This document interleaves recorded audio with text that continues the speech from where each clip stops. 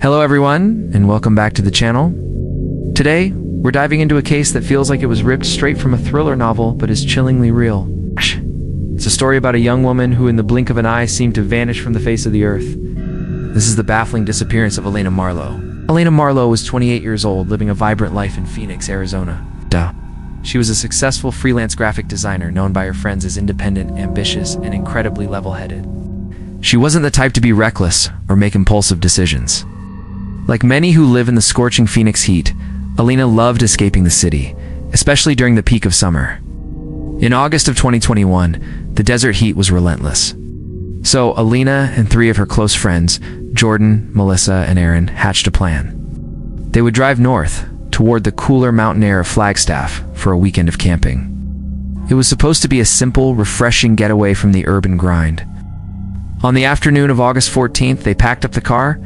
Tents, sleeping bags, snacks, and plenty of water. They were prepared for a perfect weekend. The journey began with high spirits. Windows down, music blasting, and laughter filling the car as they left Phoenix behind.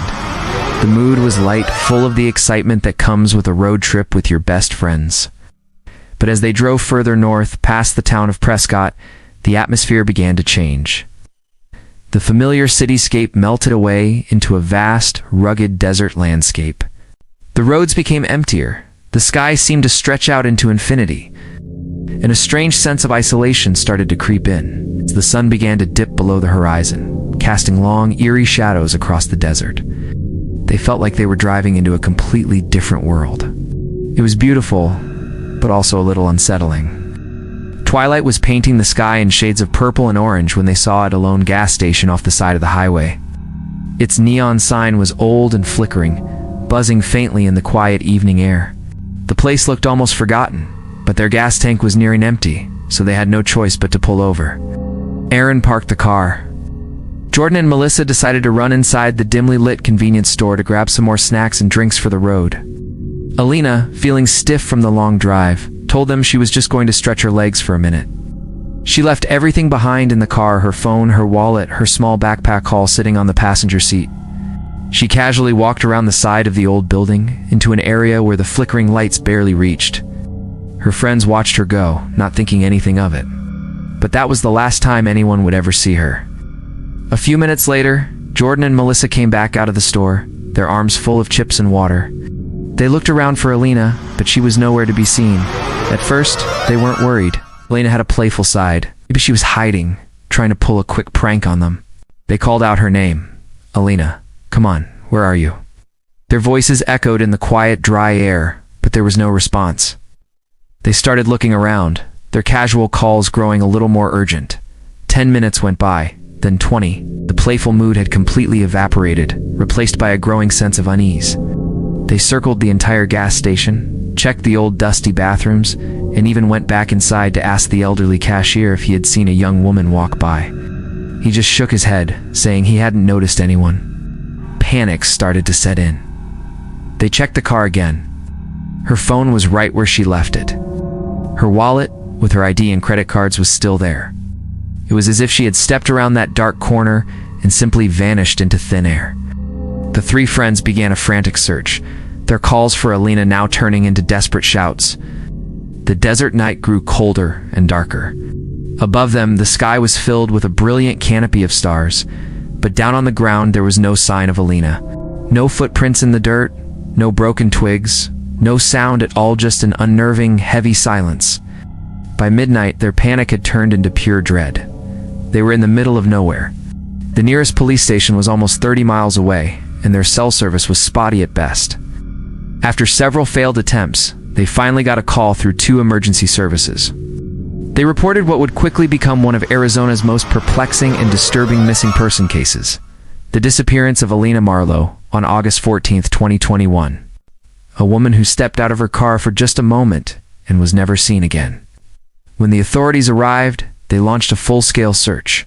They combed the area around the gas station, bringing in search and rescue teams and canine units. The dogs were brought to the last place Elena was seen, but bizarrely, her scent trail just stopped dead at the corner of the building. It didn't lead into the desert, it didn't lead back to the road, it just ended as if she'd been lifted right out of that spot. Investigators questioned her friends, Jordan, Melissa, and Aaron, for hours. Their stories were consistent. They were all heartbroken and terrified. Polygraph tests were administered, and all three of them passed. There was no indication of any foul play among the group. They were just as baffled and devastated as everyone else. The cashier was questioned again. He was an elderly man who had worked at that station for decades. He maintained that he saw nothing out of the ordinary. He'd seen the car pull up, and he saw two people come inside. But he didn't see the third person, Alina, at all. The gas station had no functioning security cameras. It was a technological dead end. So what are the theories? How does a person just disappear without a trace? The first and most obvious theory is abduction. Did someone see a young woman alone, walking in a poorly lit area, and seize the opportunity? It's a terrifying thought. The gas station was isolated, and the highway was dark. It would have been the perfect place for a predator to lie in wait. But if that were the case, you would expect some sign of a struggle. A scream, scuff marks, something. And her friends were only a few dozen feet away inside the store. Would they really not have heard anything? Another theory is that Alina decided to walk away on her own. But this seems highly unlikely. Remember, her friends described her as responsible and level-headed? Why would she abandon her friends in the middle of nowhere, leaving behind her phone, wallet, and all her belongings? She had a successful career and a life she enjoyed. There was no evidence she was unhappy or trying to escape her life. It just doesn't fit her personality. Then there are the more unusual theories, the kind that seem to spring up around cases as strange as this one. The area is remote, and some have speculated she may have wandered into the desert and gotten lost. But experienced trackers found no prints, no trail leading away from the gas station. An adult human doesn't just walk into the desert without leaving a single track. It's almost physically impossible. For Elena's family and friends, the past few years have been an unimaginable nightmare. Every day they live with the uncertainty, the unanswered questions. They've organized search parties, shared her story on social media, and pleaded with the public for any information. But so far, there has been nothing but silence. The case of Alina Marlowe is a chilling reminder of how fragile our sense of security can be. She was with friends, in a public place, just for a moment. And that moment was all it took for her to disappear. It's a puzzle with a crucial piece missing, and until that piece is found, her loved ones are left in a state of suspended grief. What do you think happened to Alina Marlowe? Is it a random act of violence, or is there something more to this story that we're just not seeing? Let me know your thoughts in the comments below. Cases like these are kept alive by public discussion, and you never know when a new idea or a shared memory might spark a breakthrough. Thank you for joining me to explore this deeply unsettling case. If you found this video informative, please consider giving it a thumbs up and subscribing to the channel for more content like this. Stay safe out there, and I'll see you in the next video. By the time police arrived at the gas station just after 1 in the morning, Lena's friends were a mess pale, exhausted, and visibly shaken. The car was still parked right by the pumps, and all of her belongings were inside, completely untouched. There were no signs of a struggle, no footprints leading away from the car, nothing. It was as if she had simply vanished into thin air. Instead of just staring at the empty ground, the investigators started talking to the people who were nearby. The first person they questioned was the gas station cashier. It's an elderly man named Victor Hale. He swore up and down that he hadn't seen Alina at all. But when Aaron pressed him, pointing out that she had walked right past the glass doors just minutes before, Victor just shrugged. He muttered something like, "Sometimes people come and go quicker than you notice. Maybe she just walked off." His casual, almost detached attitude was unnerving. It sent a chill down everyone's spine. Why was he so calm about a missing person? The second witness account came from a young couple who had stopped for gas around the same time. They told the officers they saw a woman standing near the payphone outside the station. She looked like she was arguing with someone. When they described her, the description was a near-perfect match for Alina. But here's where their story took a strange turn. Both of them insisted she wasn't alone. They said a tall man in a gray hoodie was standing right next to her, with his back to the light, so they couldn't see his face. Jordan immediately shot this down. He was adamant that Alina had left the car by herself. He had watched her walk away alone, but the couple wouldn't budge. They were certain. There was definitely someone with her. As dawn broke, news of the disappearance started to spread. People from a nearby trailer park began showing up, drawn by the police cars and flashing lights. The stories they told only added to the confusion. One woman claimed she saw a girl walking barefoot toward the highway, right around the time Alina went missing. Another person swore they heard shouting coming from the desert behind the gas station. None of these accounts lined up. It was a chaotic mess of conflicting information, each detail pulling the investigation in a different direction. But the most baffling piece of the puzzle was the security camera. The gas station had a single CCTV camera, and it was pointed directly at the front lot where the car was parked. The police replayed the footage over and over again. You can see Aaron's car pull in. You can see Jordan and Melissa go inside the store. You can see Alina step out of the car. And then the frame just glitches. For a full 40 seconds, the screen dissolves into a mess of static. When the picture finally comes back, Alina's gone. The officers just exchanged these tense looks but didn't say anything out loud. I mean, sure, technical errors happen, but a 40-second glitch, happening at the exact moment she disappeared, it felt like more than just a coincidence. It felt impossible. Alina's friends begged the authorities to broaden the search, to look beyond the immediate area of the gas station. But with no clear direction to go, with witnesses all telling different stories, and with absolutely no physical evidence of her leaving on foot, the case just grew murkier and more frustrating by the minute. By morning, the hot Arizona sun was beating down on the cracked pavement of the gas station lot. The heat was relentless, casting long, sharp shadows that seemed to hide more than they revealed. They hadn't even had a chance to print missing person posters yet, but Elena's name was already being whispered all around the small town, a haunting mystery that no one could seem to explain. And for the three friends who had started their trip to Flagstaff full of laughter and excitement, that feeling was gone. Now, there was only the deafening silence and the chilling, haunting emptiness of the seat she had left behind. What do you think happened in those 40 seconds of static? Was it a random technical failure or something more sinister? Drop your theories in the comments below. We're going to dive deeper into each piece of evidence in our next video. Thanks for watching, and if you're as captivated by this mystery as we are, make sure to subscribe and hit that notification bell so you do unmiss the next part of the story. Stay safe out there. 3 days. 3 agonizing days since Alina vanished. The official investigation, it felt like they were dragging their feet, wading through paperwork while every second counted. Here in northern Arizona, we don't just wait. We act. So her friends, her community, we decided to take matters into our own hands. Flyers went up everywhere. Elena's smile, her dark hair pulled back, now looked out from every utility pole, every convenience store window. Missing in stark red letters, a constant shouting reminder. We weren't just pinning up paper. We were sending out a signal, a plea. Our community answered. Experienced hikers who knew these trails like the back of their hand, off-road drivers with trucks that could handle the rugged terrain, they all showed up. Sunrise found us at the gas station, the last place anyone saw her.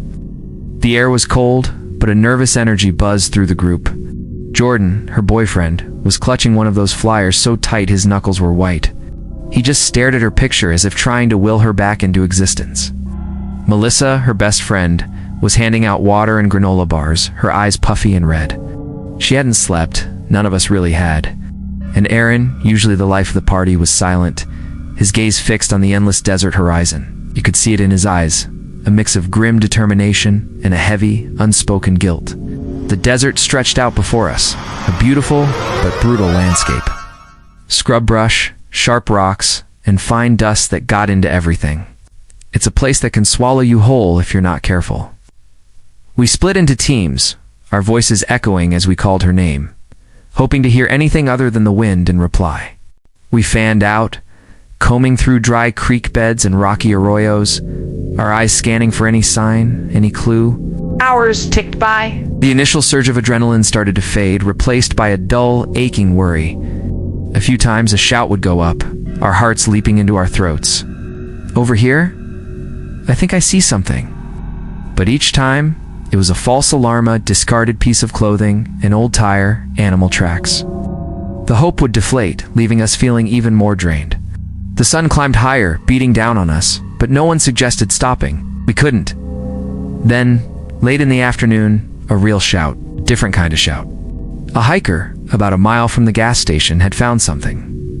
we all rushed over. There, pressed into the sand, were footprints. A woman's, we thought. Small size, narrow heel. They led away from the highway, straight into the unforgiving wilderness. A wave of hope washed over us. This had to be her. This was the trail. But as we followed them, a strange, creeping dread began to settle in. After about 30 yards, the footprints just stopped. Not faded, not scuffed, not turned around. They were just gone. It was as if she had been plucked right off the ground, lifted into the air. We stared at the empty patch of sand, a collective stunned silence falling over the group. It made no sense. People don't just vanish into thin air. As we stood there trying to process the impossible, someone spotted a glint of silver in the dirt nearby. Carefully, we brushed away the sand. It was an earring, Melissa gasped. She recognized it instantly. It was from the pair Alina had been wearing that night. A tangible piece of her. Proof she had been right here. This discovery was a double-edged sword. It reignited our hope, confirming she had been at this spot. But it also threw open the door to darker, more terrifying questions. If she had walked this far, why did her tracks just end? Did someone grab her? Did she collapse and get carried away? Or was the truth something far stranger? Something our minds couldn't even begin to comprehend? We marked the spot, took dozens of photos, and immediately called the authorities, our voices trembling with a mix of excitement and fear. They needed to see this. As the sun began its descent, painting the sky in fiery shades of red and gold, the desert felt less beautiful and more menacing. The long shadows seemed to hide secrets, and the silence was no longer peaceful, but threatening. That night, back in a sterile motel room, the three of us, Jordan, Melissa, and Aaron, sat in silence. The silver earring lay on the small table between us, a tiny beacon in the dim light. It was the only part of her we had found. But it brought no comfort. It was a chilling trophy from our search, a testament to the fact that Alina had made it this far, only to have her path brutally, inexplicably, cut short. The mystery of her disappearance had just become deeper, and the desert's silence seemed to mock us, with an answer it refused to give. We knew we were just getting started, and the road ahead was going to be darker than any of us could imagine. Thanks for watching. We're going to keep digging into Alina's case, so make sure you subscribe and hit that notification bell so you don't miss any updates. If you have any information, please come forward. We'll see you in the next one. Hey everyone, and welcome back to the channel. Today, we're diving deep into a story that starts with a missing person and spirals into a mystery that spans decades. This is the unsettling case of Alina. By the end of the first week, Alina's disappearance was the talk of northern Arizona. Her face was on flyers pinned to every community board, her smile a haunting reminder of a life interrupted. Hope was starting to fade, but her friends and a dedicated group of volunteers refused to give up. On the seventh night, just as despair began to set in, a man named Dale Simmons came forward. Dale was a retired park ranger, a man who knew the Arizona wilderness like the back of his hand. When he spoke, his voice, weathered by time and the desert sun, commanded attention. "I don't think this is the first time," Dale said, his words cutting through the anxious chatter. Back in '94, a woman went missing not far from this very highway. The circumstances, they were oddly similar. Alina's boyfriend Jordan immediately straightened up, his exhaustion replaced by a spark of urgency. "What do you mean similar?" he pressed. Dale explained she was traveling alone on her way to Flagstaff. She stopped at a rest area, made a call from a payphone, and then she just vanished. They found her car unlocked, with her purse still on the seat. They searched for weeks, but never found a trace of her. A heavy silence fell over the room. The parallels to Alina's case were too stark to ignore. Alina's best friend, Melissa, her voice trembling, asked the question on everyone's mind, "Do you think the cases are connected?" Dale just shook his head slowly. It could be a coincidence. But out here in these vast quiet spaces, people can just slip away, and not every story makes the news. But for Alina's other friend, Aaron, coincidence wasn't a good enough answer. He was a man of action, a believer in facts and evidence. The very next morning, he drove to the county library, determined to unearth the details of the 1994 case. He spent hours in a dusty archive room, sifting through old files and microfilms, till he found it. A worn manila folder labeled with a name that would send a chill down his spine. The missing woman was Catherine Blake. The police report confirmed Dale's story, but it also revealed more disturbing details. Catherine Blake was 28 years old when she disappeared, the same age as Alina. She had vanished near an isolated roadside stop. It's just like Alina, but it was a grainy, black and white photograph clipped to the report that truly horrified Aaron. It showed Catherine smiling next to her car. Despite the age of the photo, the resemblance was undeniable. Her dark hair, her slender build, her sharp, intelligent features. It was like looking at a ghost. It was like looking at Alina. That night, Aaron gathered Jordan and Melissa. He laid the old photograph on the table between them. Melissa gasped, her hand flying to her mouth. "It's like looking at her," she whispered, her eyes wide with a mix of fear and awe. Jordan just stared at the picture, shaking his head in disbelief. "This is impossible," he muttered. "What are we looking at here? A real pattern? Or are we just so desperate that we're seeing what we want to see?" They tried to present their findings to the police, but the authorities were dismissive. A cold case from decades ago, a passing resemblance. To them, it was irrelevant, a desperate grasp at straws by grieving friends.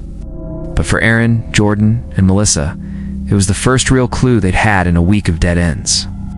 It was a breadcrumb leading into a much darker forest. Two women, almost identical in appearance, disappearing under nearly identical circumstances, decades apart. If it was just a coincidence, it was a one-in-a-million tragedy, a cruel twist of fate. But if it wasn't a coincidence, then something was deeply wrong in this quiet stretch of the Arizona desert. Something hidden, something patient, and something that was perhaps still out there, waiting. The search for Alina had just turned into a hunt for a shadow that had been lurking for over 20 years.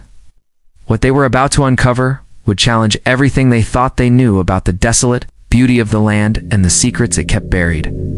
Thank you so much for watching. This story is just getting started, and you won't want to miss what happens next.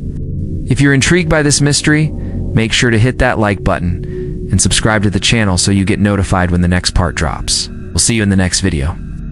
Hello, and welcome back to the channel. Today, we're diving deeper into a case that has captured the nation's attention, a story that grows more complex with each passing day. The disappearance of Alina Marlowe. By the second week, Alina's story was no longer just an Arizona headline. It was everywhere. On every major news network, scrolling across social media feeds, her name became a trending hashtag. The same haunting images played on a loop. Alina's smiling photograph, the eerie, desolate gas station where she was last seen, and those three chilling words flashing across the screen. Where's Alina Marlowe? Imagine being one of her friends. One day you're living a normal life, and the next, you're thrust into the center of a media storm you never asked for. Jordan, Melissa, and Aaron found themselves in this nightmare. They gave interviews, their voices trembling, holding back tears as they pleaded with the public. If anyone knows anything, they'd say, please, please come forward. But once the cameras stopped rolling, they were left with nothing but an agonizing silence and the heavy weight of doubt. With the media came a flood of outsiders. The small desert town was suddenly overrun. News vans clogged the narrow streets. Amateur detectives, self-proclaimed psychics, and a swarm of online conspiracy theorists descended, each armed with their own version of the truth. The theories were wild and varied. Some insisted Alina had staged her own disappearance, that she had simply run away. Others whispered about dark trafficking rings operating in the shadows, or a secret witness the police were deliberately hiding from the public. This chaotic influx of people and information completely overwhelmed the local sheriff's office. They scrambled to set up a command post near the gas station, desperately trying to manage the narrative and control the flow of information. But it was like trying to cup water in their hands. The more they tried to clamp down, the more the rumors spiraled out of control, spreading like wildfire through the town and across the internet. But among the sea of reporters chasing the next big headline, there was one person who stood apart, a freelance journalist named Clara Whitfield. Clara wasn't interested in the sensationalism. She had built her career on a different foundation, a reputation for meticulously digging into cold cases, for finding the details that official investigations often missed or ignored. She moved with a quiet purpose, spending hours talking to the locals who were often overlooked, poring over police reports, physically retracing Elena's last known steps, trying to see what everyone else had missed. One evening, as the desert sun began to set, Clara found Jordan, Melissa, and Aaron huddled together outside their motel. The strain of the past 2 weeks was etched on their faces. She didn't approach them with a microphone or a camera, but with a simple manila folder. She handed it to them, her expression serious. "I think you're right," she said, her voice low and steady. "This isn't the first time. You mentioned Catherine Blake from '94, yes, but there were others." 2 more. She opened the folder, revealing a collection of old yellowed newspaper clippings. 1981, 2006, all of them were young women. And all of them vanished from the same stretch of highway, somewhere between Prescott and Flagstaff. Melissa's voice was barely a whisper, cracking with disbelief and horror. Why? Why isn't this in any of the reports?" "Because nobody ever connected them," Claire explained, her finger tracing a line across a faded map. "They happened in different jurisdictions, decades apart. The files were shelved in separate towns, gathering dust. But look at the pattern." She pointed to the details in each case. Each one involves a stop at an isolated gas station or a remote rest area. In every case, their personal belongings were left behind in the car. And after that, nothing. No witnesses, no ransom notes, no trace. Jordan took the documents from her, his hands shaking as he scanned the articles. The faces of the missing women stared back at him. It was more than a coincidence. It was a terrifying, repeating pattern that stretched back 40 years. It felt like staring into an abyss, a darkness too chilling to fully comprehend. "So, what are you saying?" he asked, his voice strained. "That someone has been doing this, getting away with this, for 40 years? Clara didn't give him a direct answer. Her gaze was intense, locked on his. "What I'm saying," she replied, "is that if this is true, then someone out there knows a lot more than they're admitting." That night, the friends sat in their cramped motel room, the silence broken only by the rustle of old papers. The clippings and files were spread across the bed, a mosaic of lost lives. For the first time, the mystery felt bigger than just Elena. It was a sprawling, generational horror. Elena wasn't the first victim in this long, dark story. The terrifying question that hung in the air was she destined to be the last? Meanwhile, outside the motel, the spectacle continued. Camera crews kept a sleepless watch, their lenses pointed at the closed curtains. The town's once quiet streets glowed under the harsh, artificial glare of satellite trucks and powerful floodlights. A place that the world had long forgotten had, overnight, become the epicenter of a national obsession. And at the very eye of this raging storm was the ghost of a woman who had simply stepped out of her car into the desert night and was never seen again. This case is far from over, and with these new revelations, it's taken a much darker turn. We'll continue to follow it closely. Thank you for watching. If you found this update informative, please consider liking the video and subscribing to the channel for more. We appreciate your support. Stay safe out there. By the 3rd week, the search for Elena had spiraled into one of the largest operations northern Arizona had ever witnessed. The national media had descended, their cameras and microphones capturing every tense moment. With the pressure mounting, local authorities had no choice but to call in the big guns. Specialized units flooded the area, cadaver dogs with their uncanny senses. Helicopters slicing through the desert air with thermal imaging, and dozens of highly trained search and rescue volunteers, their faces etched with determination. But the desert is a formidable opponent, doesn't surrender its secrets easily. The days were a blistering furnace, and the nights plunged into a cold, disorienting darkness. The landscape stretched on, a monotonous and unforgiving canvas of canyons, dry riverbeds, and thorny brush that tore at boots and clothing like angry claws.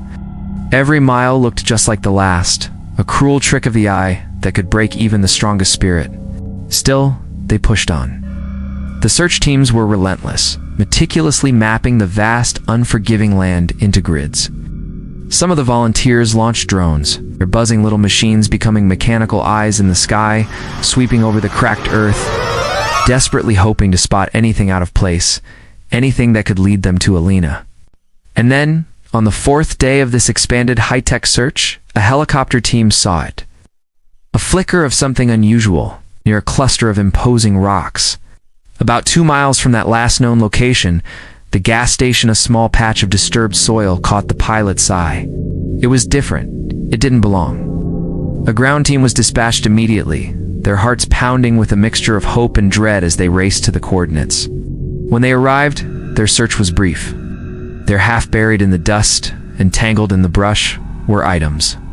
A scarf, its fabric caught on thorns. A discarded plastic water bottle, crumpled and empty. And then, the faint but unmistakable imprint of a shoe print. A ghostly trace left behind in the dust. Melissa was called to the scene. Her hands trembled, her breath catching in her throat as a volunteer handed her the scarf. It was Elena's. There was no doubt. She had seen her wear it countless times. She vividly remembered Elena adjusting it that very night, right there in the car, just before everything went wrong. For a fleeting, beautiful moment, a spark of hope flared bright within her. Elena was here. She was close. But that hope was quickly extinguished, replaced by a cold, creeping unease. Because alongside Elena's familiar belongings was something that made no sense at all. A rusted set of car keys attached to a cheap, plastic motel keychain. The words stamped on it were faded but legible. Flagstaff Inn. Room 27. There was just one massive, glaring problem. The Flagstaff Inn had been shut down since the early 2000s. It was a local relic, abandoned and boarded up after a devastating fire years ago. It was a ghost of a place. When investigators ran the serial numbers on the keys, the confusion turned to shock. The keys didn't belong to Elena. They belonged to a woman named Catherine Blake, the same Catherine Blake who had vanished without a trace back in 1994. The revelation sent a shockwave through the entire investigation. Alice. Everyone was stunned into silence. 2 missing women, separated by decades, yet their belongings were found just feet from each other in the exact same barren, desolate stretch of desert. It was impossible. It was terrifying. Aaron stared at the rusted keys, his voice a disbelieving whisper that was almost carried away by the desert wind. "This isn't a coincidence," he said, his eyes wide with a dawning horror. "Someone's leaving these things here. Someone wants us to find them." This discovery didn't just reignite the media frenzy, it poured gasoline on the fire. Reporters swarmed, shouting questions that no one could answer. Officials gave vague, evasive statements, their faces grim. Online theories exploded, spreading like wildfire. Was this the work of a phantom serial predator? Someone who had haunted this area for decades, operating in the shadows? Or was this something else? Planted clues, a taunt, a sick game being played with the investigators and the families? As night fell once more over the desert, the powerful beams of searchlights cut through the darkness, sweeping across the ground. The volunteers, who had been so determined just hours before, now whispered nervously amongst themselves. What, or who, were they really chasing out here? For the first time, even the most resolute among them began to feel the immense weight of something far bigger, far darker than a single disappearance. And for Elena's friends, the scarf clutched in Melissa's hands became a symbol of this terrifying duality. It was proof that Elena had been there, a tangible connection to their lost friend. But it was also a chilling, horrifying reminder that the desert might be hiding more than just one story. It might be a graveyard of secrets, and they had only just scratched the surface. This case had just cracked wide open, revealing a mystery far deeper and more sinister than anyone could have ever imagined. What do you think is going on here? Is it a single person behind both disappearances, or is something else at play? Let me know your theories in the comments below. And if you're as gripped by this mystery as I am, make sure to like this video. And subscribe to the channel so you don't miss the next update. Thanks for watching. The search for Elena had stretched into its 7th week. The desert's vastness seemed to swallow every ounce of hope. The teams, the volunteers, Elena's friends, everyone was running on fumes. A mix of exhaustion and a desperate, stubborn refusal to give up. The clues they'd found, the silk scarf and those decades-old keys, felt like breadcrumbs leading them deeper into a labyrinth with no end. Nobody was ready to admit defeat. Joining the case from Phoenix, Detective Laura Simmons felt the weight of the town's fatigue. She knew a fresh perspective was needed. Instead of just focusing on the sprawling desert, she turned her attention back to the town itself, back to the life Alina had lived. She painstakingly reviewed every witness statement, every friend's tearful account, and the chilling echoes from Catherine Blake's disappearance so many years ago. The more she dug, the more she suspected the answers weren't out in the sand, but hidden in plain sight. Simmons returned to the gas station, the last place Alina was seen. It was a place picked clean by investigators, but she looked closer, searching for the details everyone else had missed. And she found them. Scuff marks near a rarely used side door. Faint tire tracks in the dirt, almost erased by the wind, leading towards a narrow service alley. And then, wedged behind a dumpster, discarded fast food wrappers. Still crisp, not yet weathered by the sun and dust. These tiny threads led her down a path behind the station, a narrow track nearly reclaimed by desert brush. It was a spot the volunteer search parties had overlooked, deeming it a dead end. But as Simmons pushed forward, a structure materialized from the shimmering heat mold. Abandoned shed, its wood gray and splintered. The air inside was thick with dust and the smell of forgotten things. Old furniture sat under ghostly white sheets, crates stacked against the walls. Her gaze swept the room, and then it locked onto something in the corner, a small bundle, partially obscured by shadow. Her heart began to pound a little faster. With careful, deliberate movements, she unwrapped the dusty fabric. It was Elena's backpack, neatly packed. Beside it, a notebook. Simmons's breath caught in her throat as she opened it. The pages were filled with Elena's familiar, elegant handwriting. But these weren't just journal entries about her life. They were a chronicle of fear. Alina wrote about feeling watched, of finding footprints in the sand near her home that would vanish without a trace. She described cryptic signs left for her to find, like the keys, which she had discovered on one of her hikes. Alina had started to see a pattern, a terrifying connection between her own experiences and the stories of other women who had gone missing from this very area over the decades. She was investigating it herself. A sudden noise from the doorway made Simmons jump. She spun around, her hand instinctively going to her sidearm.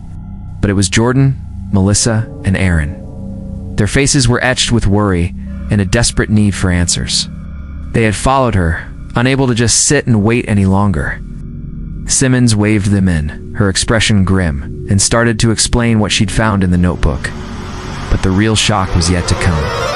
As she moved the backpack, she saw a folder hidden underneath. Inside were official-looking documents, old photographs, and a name that made the air in the shed turn to ice. Victor Hale. The elderly, seemingly harmless cashier from the gas station, the very first person questioned the night Alina vanished. The pieces slammed into place with horrifying clarity. Simmons quickly connected the dots. Hale's employment records showed he'd worked at gas stations along these same desolate highways for decades. A quiet fixture in the background of multiple disappearances. The keys to Catherine Blake's motel room, the vanishing footprints, it all pointed to him. He was the ghost who had haunted this desert for years. Before anyone could fully process the implication, a floorboard creaked at the back of the shed. From the deepest shadows, Victor Hale himself emerged. He wasn't the frail old man they remembered. He stood tall, his eyes sharp and alert, a faint, chilling smile playing on his lips. He looked proud, as if this was the culmination of a lifetime's work. "You've been very thorough, Detective," he said, his voice calm and steady. "But some patterns are meant to continue. Some disappearances, they're lessons." Aaron, trembling with a mixture of rage and fear, stepped forward. "What does that mean? Where is she? What did you do to her?" Hale's smile didn't falter. He simply gestured towards a large crate in the corner. She was so close to figuring it all out. Simmons and the others rushed to the crate, shoving it aside with frantic energy. Underneath, almost perfectly hidden, was a wooden trapdoor. They tore it open, revealing a narrow, dark tunnel leading deep underground. It was an old maintenance passage, long forgotten. The air that rose from it was cold and damp.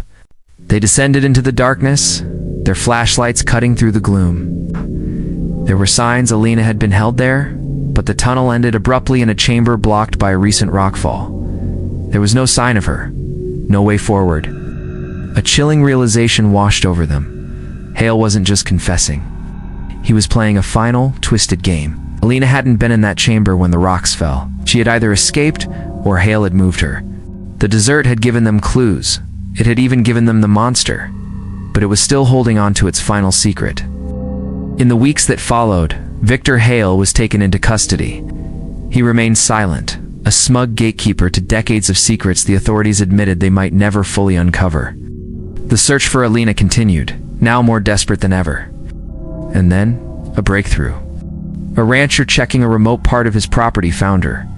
She had escaped through a secondary exit, an old ventilation shaft Hal had overlooked in his labyrinth. She was alive but weak, disoriented, and haunted by what she'd endured.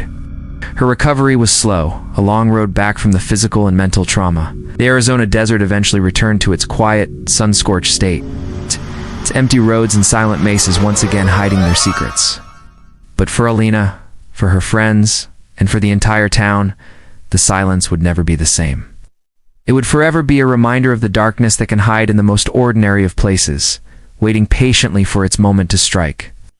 Thank you for watching this chilling story unfold. If you found this journey into the heart of the desert compelling, please hit that like button and consider subscribing to our channel for more true stories that remind us of the mysteries hidden just beneath the surface of our world. We'll see you in the next one.